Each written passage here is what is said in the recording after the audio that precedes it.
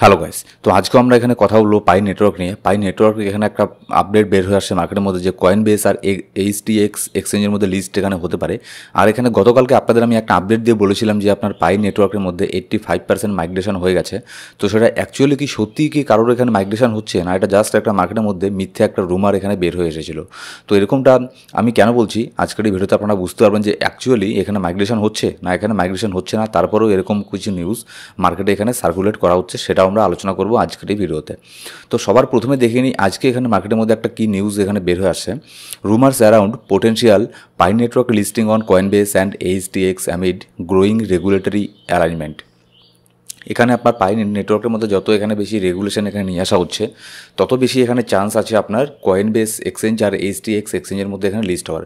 কয়েনবেসের কথা আমি কেন এখানে বলছি, পার্টিকুলারলি কয়েনবেস, ঠিক আছে, বাইন্যান্সের থেকেও কিন্তু কঠিন কয়েনবেসের মধ্যে লিস্ট হওয়া। কেন ওটা কঠিন সেটা আমি আপনাদেরকে একটু পরে এখানে বলছি, কিন্তু পাই নেটওয়ার্ক, কয়েনবেস আর এইচটিএক্স এক্সচেঞ্জের মধ্যে এখানে লিস্ট এখানে হতে পারে, এরকমটা নিউজ এখানে বের হয়ে আসছে। Speculation is heating up across global cryptocurrency communities as whisper of a potential Pi network listing on major centralized exchanges including Coinbase and HTX। গোটা পাই নেটওয়ার্কের পাইওনিয়ারদের মধ্যে এখানে একটা কথা হচ্ছে, একটা আপনার রুমার এখানে বের হয়ে আসছে যে কয়েনবেস আর এইচটিএক্সের মধ্যে লিস্ট এটা হতে পারে, ঠিক আছে। Although no official confirmation has been issued by the Pi core team or any of the involved exchanges, কিন্তু এটা অফিসিয়ালভাবে পাই কোর টিমের থেকে কোনো আপডেট এখানে দেওয়া হয়নি। এমনকি যে এক্সচেঞ্জগুলো আছে যেমন কয়েনবেস এক্সচেঞ্জ, এইচটিএক্স এক্সচেঞ্জ, তাদের তরফ থেকে কিন্তু এটা জানানো হয়নি যে তারা পাই নেটওয়ার্ককে এখানে লিস্ট এখানে করবে। আর যখনই কোনো কয়েনকে লিস্ট করা হয় তার আগে কিন্তু খুবই কম এক্সচেঞ্জ আছে যারা এখানে খুবই কম সময় এরকমটা ওপেনলি বলে দেয় যে আমরা এই এক্সচেঞ্জকে লিস্ট এখানে করব। অনেক আগের থেকে বলে না কিন্তু, ঠিক আছে। হ্যাঁ, সেটা 1-2 দিন আগের থেকে এখানে বলে যে এই টাইমে এই সময় থেকে এই কয়েনটা লিস্ট এখানে হয়ে যাবে, ট্রেডিং হওয়া শুরু হবে, সেটা বলে। কিন্তু 1 মাস আগে বা 15 দিন আগে কিন্তু বলে না কখনো। The convergence of several factor has ignited renewed hope among millions of Pi network supporter world wide. এখানে ওয়ার্ল্ডের মধ্যে যে পাই নেটওয়ার্কের সাপোর্টার আছে, পাইওনিয়ার আছে, তারা কিন্তু এখানে একটা হোপ নিয়ে, একটা আশা নিয়ে এখানে বসে আছে যে কয়েনবেস আর এখানে আপনার এইচটিএক্স এক্সচেঞ্জের মধ্যে এখানে আপনার লিস্ট হবে। কারণ হচ্ছে এই দুটো এক্সচেঞ্জের মধ্যে লিস্ট হলে কিন্তু পাই নেটওয়ার্কের জন্য বিশাল বড় একটা নিউজ এখানে হয়ে দাঁড়াবে, বিশেষ করে কয়েনবেসের জন্য, ঠিক আছে। কয়েনবেসের লিস্ট হলে কেন আমি এটা বলছি সেটা আপনি এখনই বুঝতে পারবেন। এখানে at the heart of the discussion is the fact that Pi network is headquartered in the United State. United স্টেটের মধ্যে মানে আমেরিকার মধ্যেই কিন্তু পাই নেটওয়ার্কের হেডকোয়ার্টার আছে। A detail that lands legitimacy and regulatory alignment to its operations. আবার এখানে দেখুন কয়েনবেস যা আছে, কয়েনবেস কিন্তু এখানে আপনার মেইনলি এখানে অপারেশন করে ইউএসের মধ্যে। এবার যেহেতু দুটোই ইউএসের মধ্যে, কিন্তু কয়েনবেস যে আছে, কয়েনবেসকে আমরা চিনি widely recognise as one of the most compliant and regulation focus crypto exchange in the world.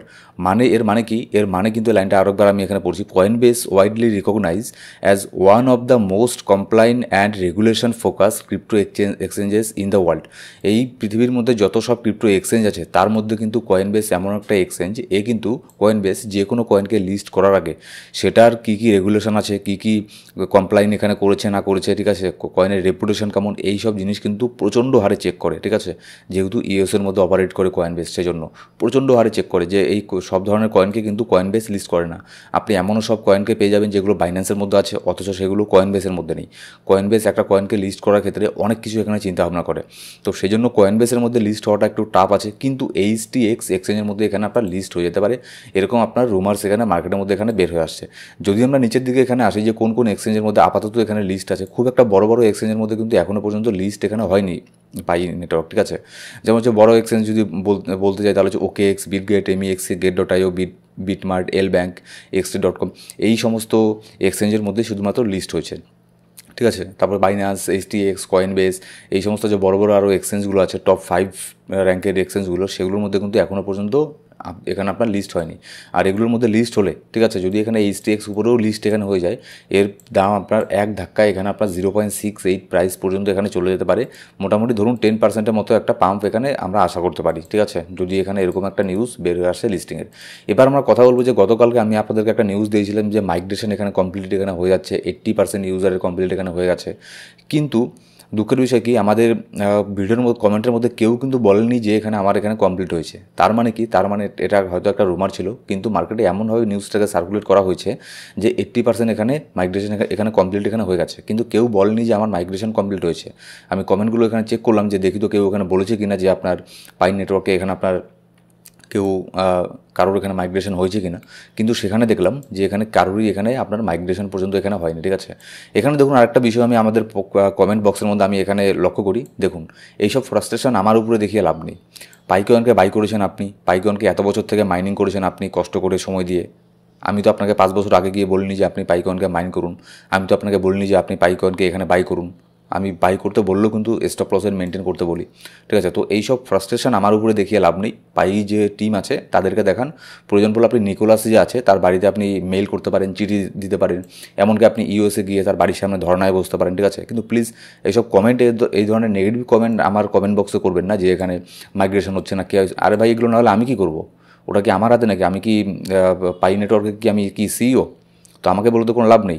এবার যখন মাইগ্রেশন কেওয়াইসি যখন সব কিছু হয়ে যাবে, যখন এটার দাম $5 যাবে, তখন তো আপনি আমাকে এসে বলবেন না যে ভাই এই নিন, আপনাকে আমি কিছু দিলাম, ঠিক আছে, আপনাকে কিছু গিফট করলাম।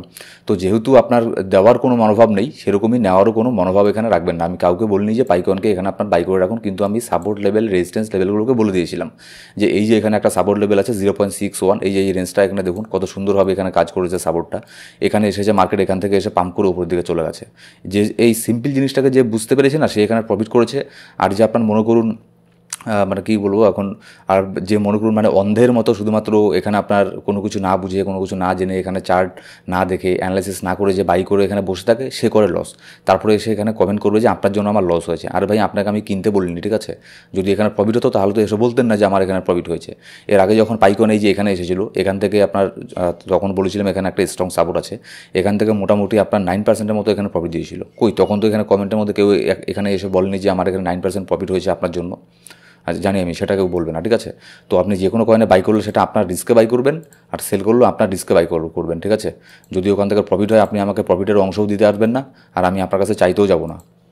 সো গাইস, এই ছিল আজকের ভিডিও। আর আপনি যদি এখনও সাবস্ক্রাইব না করে থাকেন, পাই নেটওয়ার্কে যদি নিউজ আপডেটের প্রয়োজন হয় আপনার, আপনি এই চ্যানেল সাবস্ক্রাইব করতে পারেন, ঠিক আছে? আর যদি প্রয়োজন না হয় তাহলে সাবস্ক্রাইব করার কোনো প্রয়োজন নেই।